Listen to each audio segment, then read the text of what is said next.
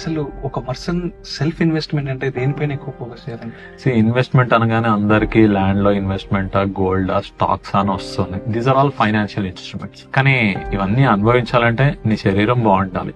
ఈ రోజు అంటే చలో యూత్ లో ఉన్నావు, బండి బాగుంది, నీ ఎంజాయ్ చేస్తున్నావు. 25 తర్వాత ఇప్పుడున్న నీ మెయింటెనెన్స్ బట్టే నీ శరీరం 45 ఏళ్లకో 50 ఏళ్లకో ఎలా ఉంటుంది అన్నది ఉంటుంది. ఈ 2047 కల్లా ఇండియా డెవలప్ అవుతుంది.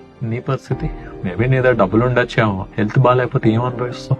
పేరు బిలియనీర్వి, బిర్యానీ కూడా తినలేను అంటున్నావు. ఎందుకే ఆ డబ్బులు? అంటే నువ్వు కష్టపడింది, నువ్వు సంపాదించింది అనుభవించడానికి నీ శరీరం నీకు చాలా ముఖ్యం. లావుగా ఉన్నావు అనుకో, నీ శరీరాన్ని నువ్వు మోసుకోవడానికి కష్టపడుతావు.